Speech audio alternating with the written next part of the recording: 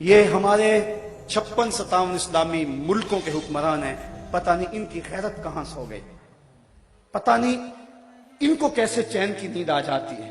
سب سے زیادہ یہ وہ لوگ ہیں کہ جن لوگوں سے قیامت کے دن باز پرس کی جائے گی، کیونکہ میں کہتا ہوں دو طبقے ہیں، ایک وہ طبقہ ہے جو بیچارہ بے بس ہے، کر کچھ نہیں سکتا، تڑپ رہا ہے لیکن بے بس ہے، اور دوسرا جو کر سکتا ہے وہ بے حس ہے۔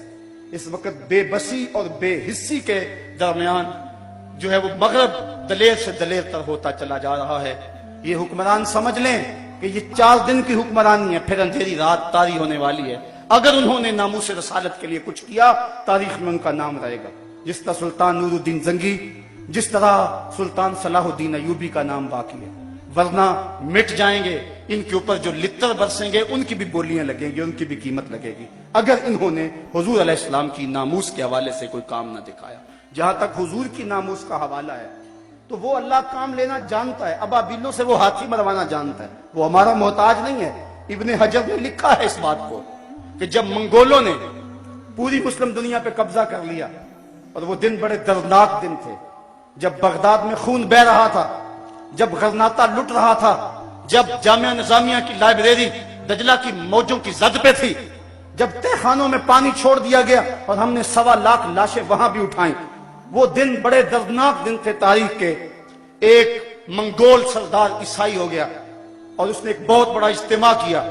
ابن حجر لکھتے ہیں کہ اس عیسائی بدبخت نے دریدہ دہنی کرتے ہوئے لوگوں کے اندر ہمارے پیغمبر صلی اللہ علیہ وسلم کی توہین کی، تو اس بڑے اجتماع کے اندر ایک بھی مسلمان نہیں تھا۔ تو جب اس نے حضور کے خلاف بھونکا تو پاس ہی بندھا ہوا ایک کتا جوش میں آ گیا اور وہ زور زور سے بھونکنے لگا۔ سب نے اسے کہا کہ تم مسلمانوں کے نبی کے خلاف بولا ہے، اس لیے یہ کتا بھونک رہا ہے۔ تو اس نے کہا کہ نہیں نہیں، یہ ویسے بڑا غیرت مند ہے، میں نے ہاتھ سے اشارہ کیا تو یہ سمجھا کہ مجھے مارنے لگے، اس وجہ سے غیرت میں آیا۔ تو اس نے دوبارہ پھر حضور علیہ السلام کو سب و شتم کرنا شروع کیا، میرے آقا کو گالیاں دینے لگے۔ کتنا مجمع تھا لیکن کوئی بھی حضور کا غلام نہیں تھا۔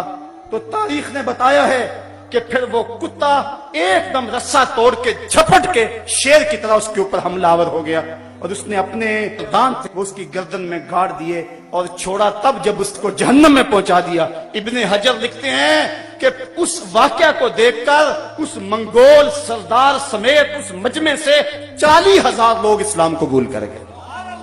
اللہ تو اپنے نبی کے دین کی اور اپنے نبی کی ناموس کی حفاظت یوں بھی کرنا جانتا ہے۔ کاش ہم اس کتے کا دانت ہی بن جاتے، اس کے پنجے کا ناخن ہی بن جاتے، جو گستاخ رسول کو چیر کے رکھ دیتا ہے تو وہ اپنے نبی کی ناموس کی حفاظت جانتا ہے۔ ابو لہب اگر بولے تو تبت یدا ابی لہب کا تازیانہ برستا ہے، وہ اپنے محبوب کی حفاظت کرنا جانتا ہے۔ لیکن یہ سعادت ہے جس کو نصیب ہو جائے، تو کاش کہ ہمارے حکمران اس حوالے سے جو ہے وہ کچھ کام کرتے۔ لیکن بدبخت یہ ہے کہ OIC بھی ایک مردہ گھوڑا بن گئی۔ اس وقت پوری دنیا پہ سکوت مرگ طاری ہے۔ مجھے غالب کہاں یاد آ گیا، کہتا ہے ہوا مخالف ہو شب تارو بہر طوفان خیز، گسستہ لنگر کشتی و ناخدا خفتست۔ ہوا مخالف ہے، رات تاریک ہے، سمندر میں طوفان بپا ہے، کشتی کا لنگر بھی ہاتھ سے چھوٹ چکا ہے، لیکن افسوس تو یہ ہے کہ کشتی بان بھی سو چکا ہے۔ اب میری کشتی کو خدا ہی بچائے تو بچے۔ ظلمتیں ہیں یاس کی، شام ہے طوفانوں کی۔ حکمرانوں کو اپنی حکومتیں بچانے کا چکر اور غرض ہے، انہیں نہیں پتا کہ کیا ہو رہا ہے، اور اس وقت امت مسلمہ کس حالت کے اندر ظلم و جبر کی چکی کے اندر کرا رہی ہے۔ تو ہمارے حکمران ان کو ہم جھنجھوڑتے رہیں۔